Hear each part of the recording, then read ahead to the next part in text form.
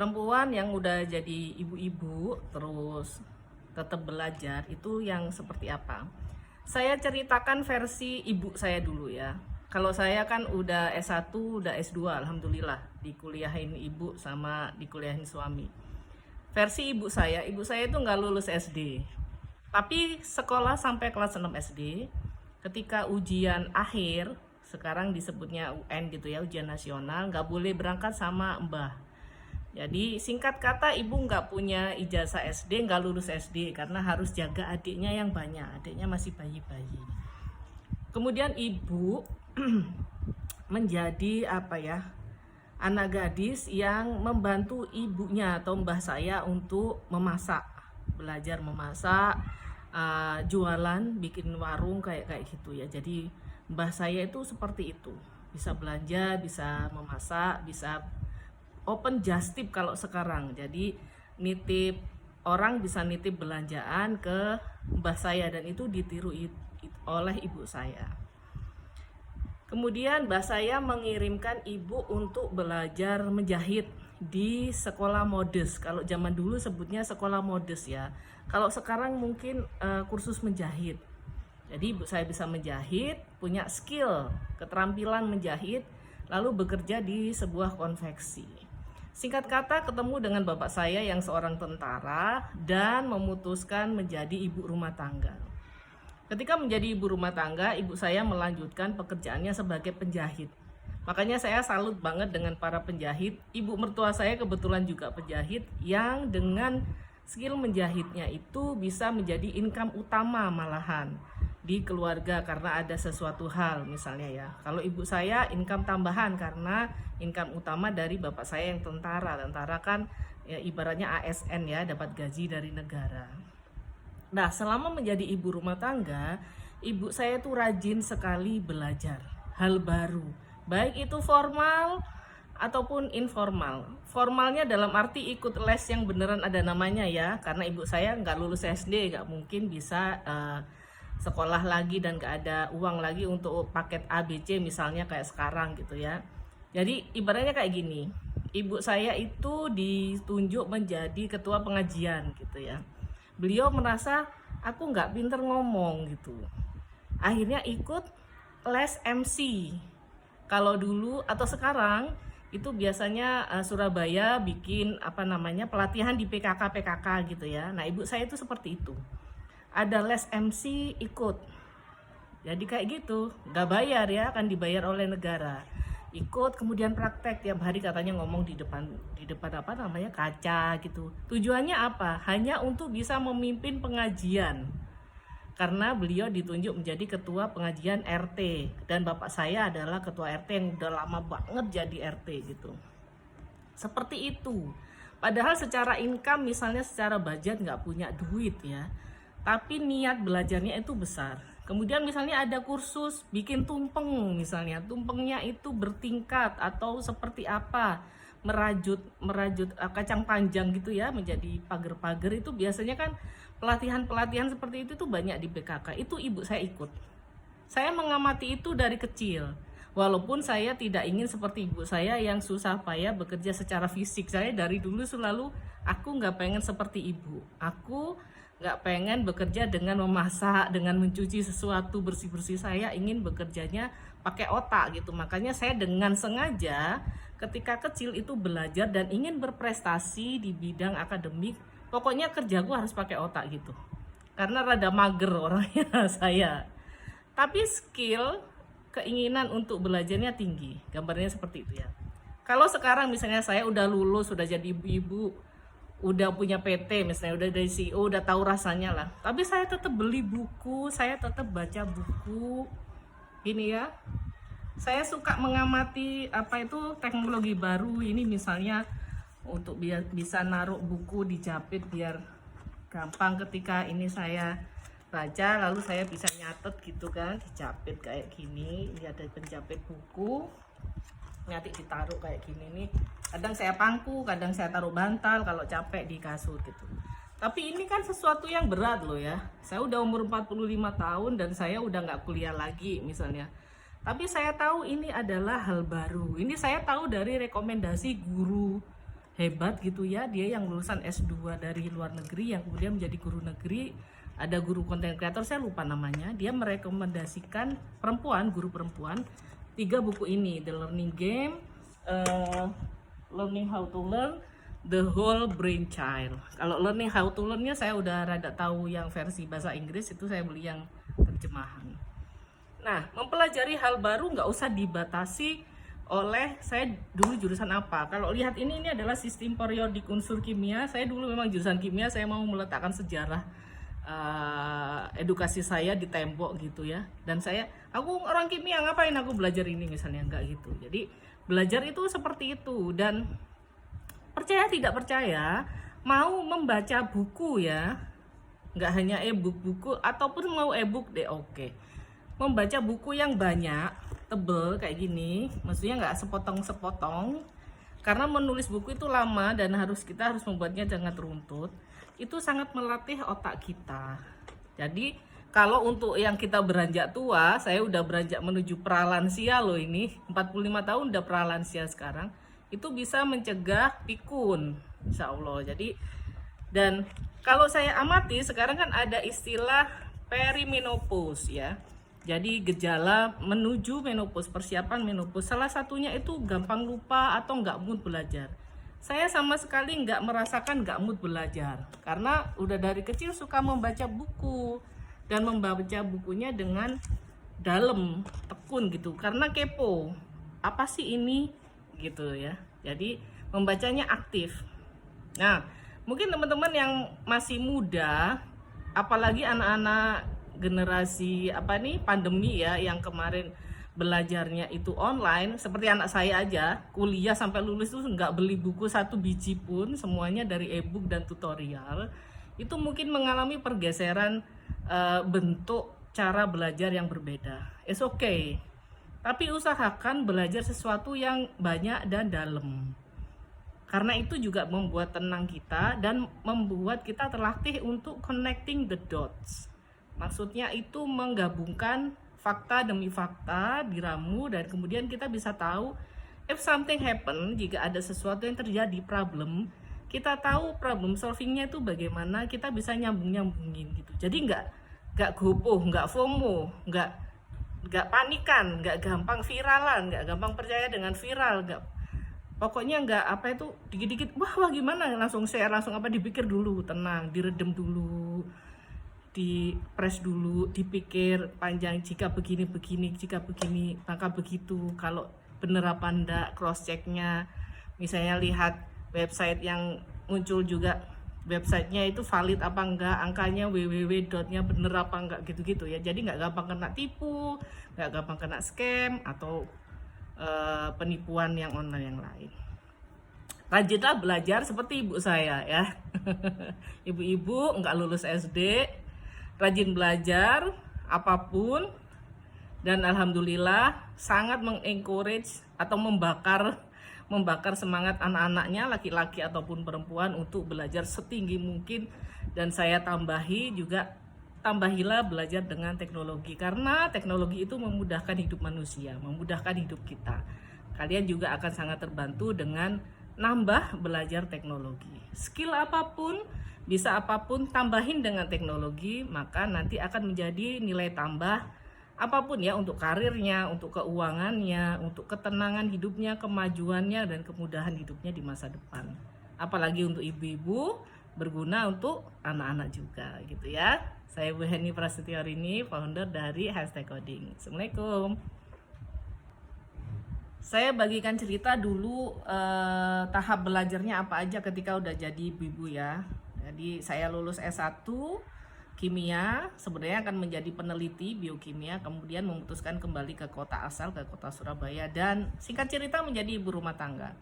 Saya ingat saat itu yang saya pelajari pertama yang bisa saya ikuti lesnya adalah les memasak.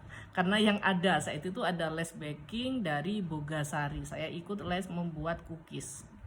Kemudian ada anak kos ibu saya. Jadi saya saat itu masih nebeng sama ibu ya, sampai anak saya yang bayi itu umur 3 tahun.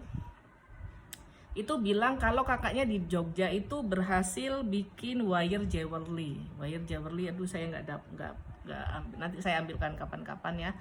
Nah, itu perhiasan dari kawat. Kemudian dia mengantarkan saya untuk kulaan bahan atau beli bahan. Jadi saya nebeng di Bonceng ke toko Burhani di daerah Blauran Surabaya. Itu ternyata manik-maniknya banyak. Kalau ada yang tahu itu bahan menjahit dan manik-manik. Nah, di situ kebetulan ada juga buku tutorial dari siapa saya lupa, nanti saya tunjukkan ya. Semua saya simpan pokoknya sejarahnya. Dari situ saya belajar sendiri. Jadi pertama les baking, bikin cookies, kemudian belajar wire jewelry secara mandiri. Untuk skill ya ini. Kemudian saya ikut kursus apa lagi ya? Bahasa Jepang. Jadi sempat ketika anak saya umur 2 tahun saya diterima menjadi guru SD. Jadi guru SD, sempat ngajar juga, dan saat itu target saya adalah dapat beasiswa Monbuka Guso yang di Jepang gitu kan. Kan itu kalau saya resmi menjadi guru formal saya bisa, karena saya udah jadi guru SD swasta, formal saya bisa gitu. Tapi saya cuma ikutnya satu yang Minano Nihongo aja, ABC. Jadi level 1 ABC itu aja, karena habis itu saya pindah rumah ke rumah saya sendiri, jadi rada jauh, dan saya hamil lagi jadi anak kedua, nggak bisa les lagi, dan saya resign dari guru ketika suami saya pulang dari tugas dari Hungaria, tugas kerja, saya resign. Ternyata nggak kuat saya ninggalin anak untuk bekerja, itu saya nggak kuat perasaannya, jadi saya resign gitu. 2 kali ya, saya 2 kali kerja formal gitu, termasuk menjadi guru itu tadi. Jadi belajar cookies, belajar wire jewelry otodidak, kemudian belajar bahasa Jepang, les, bayar 300.000 per bulan kalau nggak salah, atau 150.000, lumayan lah ya saat itu. Sempat saya akhir-akhir itu nggak bisa bayar, saya harus minjem dari temen bareng berapa minggu gitu ya untuk ngelunasin gitu. Yang secara otodidak adalah belajar menulis lagi dan belajar internet, itu saya otodidak. Saya belajar internet itu maksudnya segala yang diakses di internet, blogging, digital marketing, internet marketer, itu ketika saya dapat akses di warnet tahun 2009-an. Anak saya yang kedua udah lahir, udah umur 3 tahun. Jadi anak saya 2, beda 4 tahun, satunya 7 tahun, satunya 3 tahun. Saya baru bisa keluar rumah untuk belajar mengakses internet, dan itu hanya 1 jam atau 1 jam paling, saya nggak sampai 2 jam gitu ya. Ibu-ibu di warnet mana bisa lama-lama ya, apalagi ninggal anak gitu. Kemudian semuanya otodidak. Singkat cerita adalah saya karena dapat akses internet di warnet itu, di Facebook itu, saya kontak lah, connect dengan teman-teman saya dari Kimia ITB. Salah satunya jualan baju atau jualan kain, baju daster dari Bali kalau nggak salah. Pokoknya beliau itu bikin Facebook page, saya amati kok jualan gitu. Terus saya nanya caranya jualan gimana. Saat itu tips dari beliau adalah gini, kalau ingin start bisnis apapun jangan habiskan uang untuk beli aset. Misalnya saya kan nggak punya HP, nggak punya komputer gitu-gitu ya, kan di warnet saat itu HP-nya punyanya Flexi aja saat dulu ya, Flexi aja yang nomornya 031 di depannya. Nah, uangnya itu harus untuk modal. Terus saya bilang saya mau jualan jilbab gitu. Jadi diajarin sama dia. Saya belajar dari saat itu belum ada Google, Yahoo kayaknya ya, Bing Yahoo, dan belajar sama teman saya. Sekarang teman saya udah almarhum ya, semoga jadi amal jariah. Riswanti namanya. Kemudian dari situ saya belajar online tentang tampil secara online dengan tulisan dan cara jualan online di Facebook. Saat itu hanya Facebook sama membuat iklan baris. Dan itu semuanya otodidak, saya pelajari secara otodidak. Singkat cerita, bisnis online saya sampai diliput TV, tapi saya bangkrut. Jadi nggak bisa jualan jilbab online lagi karena banyak hal. Saat itu saya harus produksi sendiri, riwa-riwi luar kota gitu ya, dan suami saya juga kerjanya semakin harus keluar kota, nggak bisa nganterin. Sementara saya nggak bisa berangkat sendiri karena harus ada anak-anak kan. Suami saya luar kota lah, anak-anak sama siapa. Jadi kalau kalian punya kondisi yang sama dengan saya, bahwa semua harus dihandle sendiri berdua, ini nggak bisa nih nitip anak ke tetangga, nggak bisa nitip anak ke saudara gitu, misalnya nggak apa-apa, jadi kamu lihat aja cerita dari saya ya, kamu bisa fokus ke diri sendiri di dalam rumah. Saat itu belum ada internet banget loh ya, tahun 2009 loh saat itu. Oke, saya berhenti jualan jilbab online. Kemudian suami saya yang katanya lagi di Kalimantan, Bontang atau mana gitu ya, dia merenung katanya, kok saya juga sering mengatakan, kok aku masih rasanya sesak napas ya, aku kayak mati suri ya, kayak gitu, saya kayak kehilangan oksigen gitu ya. Terus akhirnya udahlah, kuliahin lagi aja, karena saya suka belajar dari kecil.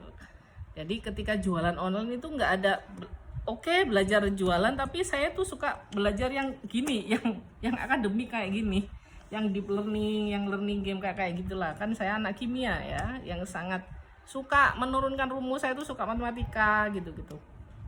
Kalau di jualan online kan nggak ada nggak ada, rasanya kok hampa gitu ya. Akhirnya singkat cerita, saya kuliah formal S2, biaya sendiri, dibiayain oleh suami. Lulus cum laude pas 2 tahun.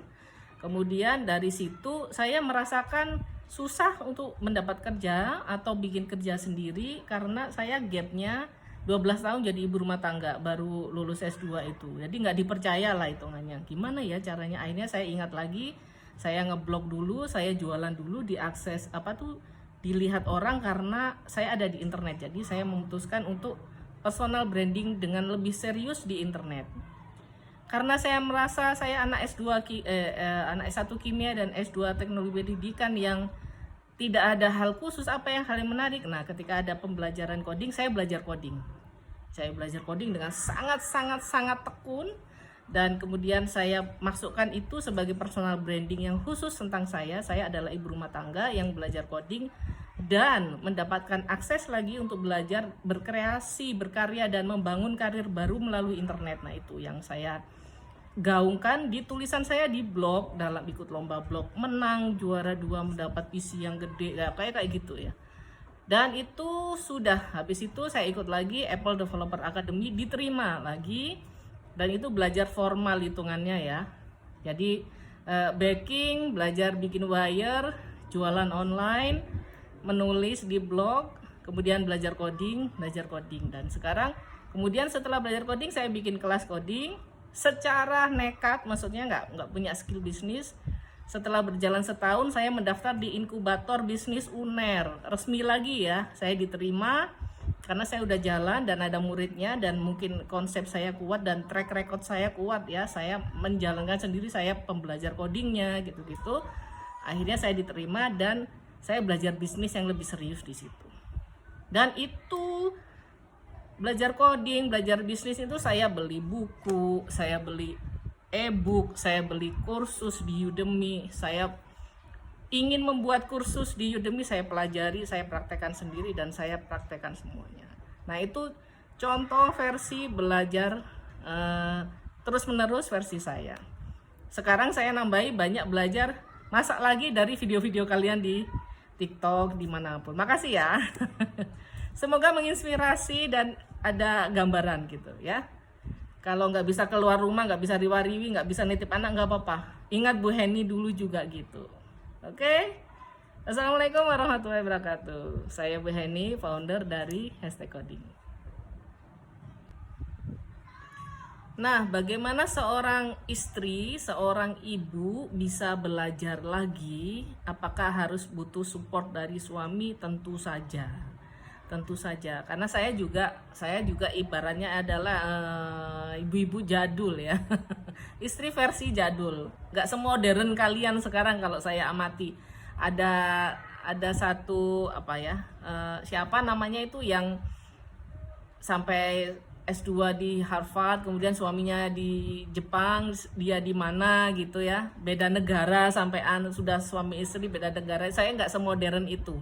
Saya adalah suami istri yang harus serumah, malah kalau suami saya pulang saya stay di rumah gitu ya, kayak ibu-ibu kalian lah, ibu-ibu jadul ya. Saya udah 45 tahun, udah jadul.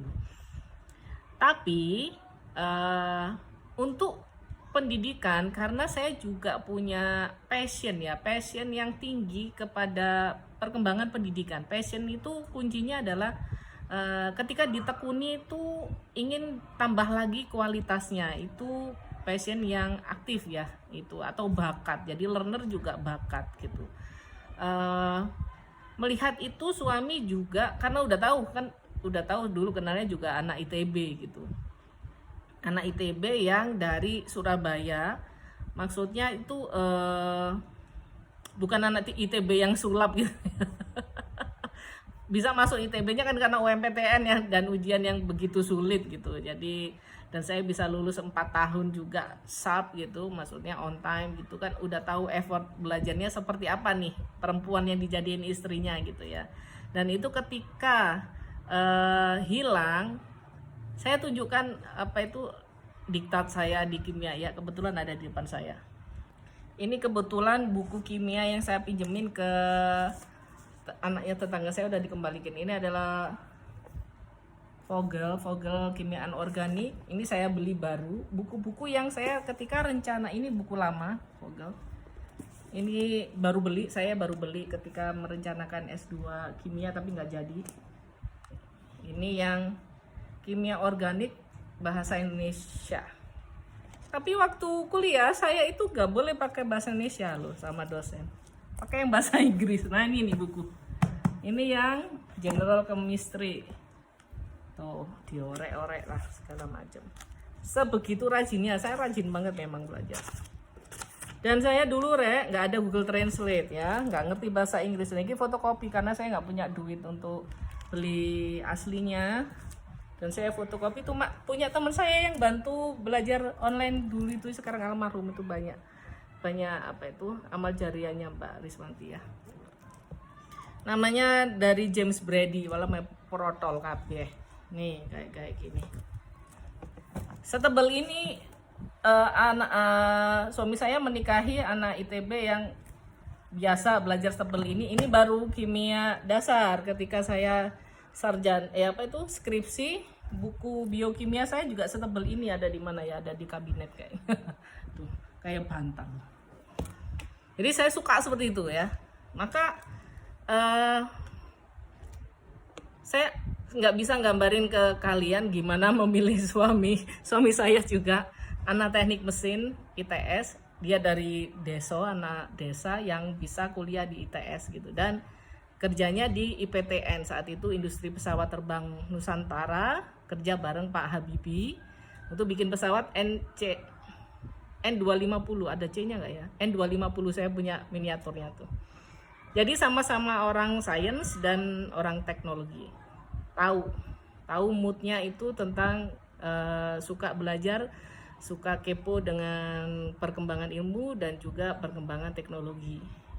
Nah, usahakan sebelum kalian married menganggap sesuatu penting itu sama. Jadi saya nganggap belajar itu penting, suami saya juga menganggap belajar itu penting. Kalau enggak, ya enggak mungkin dia mau biayain saya bayar. Bayangin, kondisi keuangan kami belum terlalu bagus. Tapi alhamdulillah sudah bekerja tetap gitu.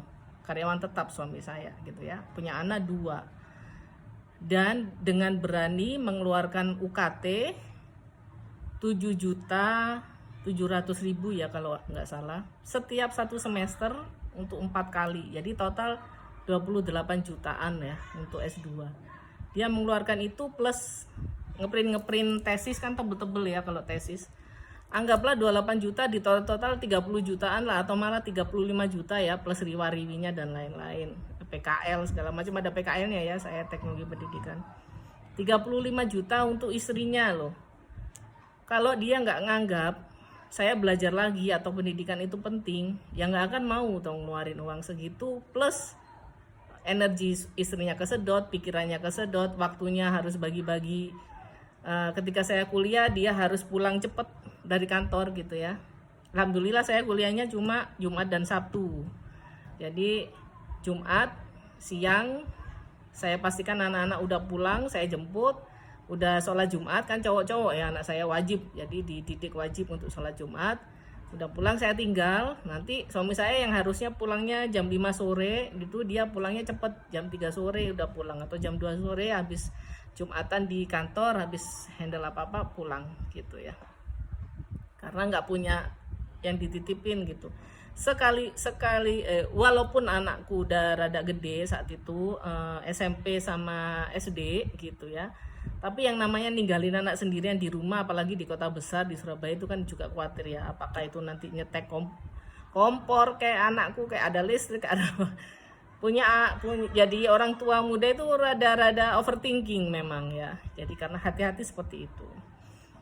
Nah, itu adalah support. Nah, apakah semanis itu nanti, aduh enak sekali Bu Heni di support, nanti berarti apa itu nggak ngapa-ngapain salah. Saya ibu rumah tangga yang biasa aja, yang masak, ya belanja, ya nyuci piring, ya nyuci baju, ya setrika, ya bersihin rumah, ya bersihin kamar mandi.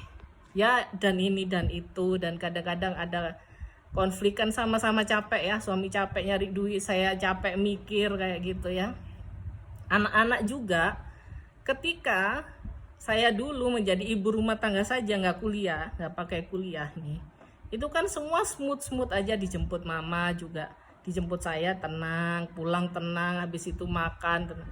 Tapi kan kalau sudah saya kuliah kan ada perubahan gitu, saya harus buru-buru ke kampus, saya harus belajar, kalian harus diam kayak gitu ya.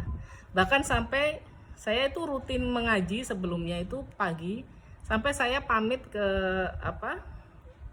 guru ngaji saya itu di sekolah. Nah, saya ada pengajian, saya ikut gitu, saya pamit, saya mau kuliah lagi, saya nggak bisa mengaji karena sebisa mungkin waktu kosong ketika anak-anak sekolah itu saya bisa belajar gitu. Dan saat itu guru ngaji saya cuma nyalami saya, semoga sukses gitu aja. Itu terharu saya sampai sekarang. Kemarin alhamdulillah ketemu lagi setelah 11 tahun kemudian, saya baru ngaji lagi, ketemu lagi, disalami lagi sama ibu guru ngajinya itu. Yaitu konsekuensi harga yang harus dibayar.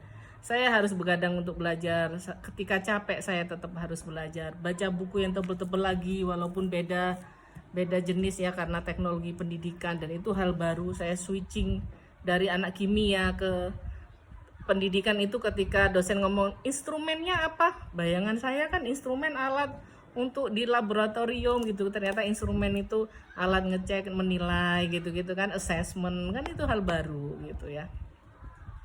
Dan omongan kanan kiri ngapain ibu rumah tangga S2, ketika saya S2 belum masuk pun gantian yang opname itu anak saya pertama, anak saya kedua, lalu bapaknya. Nah, itu gimana maju mundur kalian sebagai perempuan gitu ya. Nah, itu kan kadang kita itu diuji kayak gitu, mau berhenti atau mau terus. Saya juga bilang lagi ke suami, ini diterusin apa enggak gitu, terus aja. Jadi saya terus, apapun maju tak gentar. Di semester ketiga mungkin, atau ada something ya tentang kesehatan anak-anak saya dan bapaknya gitu, suami saya, dan saya mau nyerah aja nih. Saya ngadep ke ibu saya, Bu, wis sudahlah Bu, aku nggak S2 lagi, wis aku ngono, capek banget karena harus ngurus kesehatan, apa itu, harus ekstra makanannya dan lain-lain ke anak-anak sama suami, sementara saya harus kuliah, berangkat panas-panas jam 12 siang tank gitu ya, migrain, ketika migrain saya harus belajar. Kalau S2 itu nggak duduk manis kan, kita harus presentasi gitu-gitu ya, banyak ngomongnya, banyak interaksinya gitu. Ibu saya cuma gini, kamu itu loh sudah ada yang mau bayarin S2, tinggal belajarnya aja tok kok sulit, masih sulitan ibu dulu, pengen belajar SD, lulus SD aja nggak bisa. Kalau ibu jadi kamu mau sulit kayak apa, tak jalanin kayak gitu. Nek basa Jawa nih, kok niku lho soropo, sik soroan ibu. Kamu itu sengsara apa, masih sengsaraan ibu dulu kayak gampangnya gitu. Tak pikir-pikir ya iya juga ya. Tinggal 1 semester lagi saya udah mau mundur itu kan, karena kalau tesis kan sulit ya. Apalagi ada bimbingan dosen itu bolak-balik. Nah, tapi akhirnya ya kadang kalau kita ke suami istri ya kadang crash, kadang udah tahu lagi, karena tahu tujuannya saya kuliah itu juga untuk bisa menghandle anak saya jauh lebih baik, plus menambah entah peluang apa nanti karir yang bagus untuk saya. Tapi suami saya ngaku bahwa saat itu nguliahin saya nggak mikir sama sekali, terserah mau berkarir atau enggak, atau menjadi berumah tangga lagi pun nggak masalah bagi beliau, nggak perlu kerja. Bahkan ketika saya bilang tak kembalikan ya uangnya, bayarin aku kuliah, karena kan saya udah dapat income ya dari ngajar, trainer marah malahan sampai saya itu. Saya niat mulai nguliain kok ngapain dibalikin katanya gitu ya. Nah gitu. Itu gambaran dari pasangan seperti apa yang bisa mendukung kalian. Semoga ketemu ya. Dan kalaupun misalnya belum belum ketemu frekuensinya, semoga Allah mudahkan untuk ketemu frekuensinya dengan jalan yang terbaik. Ingat, belajar lagi nggak harus S2 kayak Bu Heni, mahal. Capek. Dulu nggak ada pilihan belajar itu. Sekarang banyak. Kalian bisa ikut workshop yang certified, sertifikasi. Yang penting sekarang adalah karyanya. Jadi kalian bisa les aja misalnya, atau otodidak dari YouTube orang, beli buku, beli kursus online, lalu membuat sesuatu. Nah itu jauh sekarang lebih penting ya. Semoga menginspirasi. Assalamualaikum.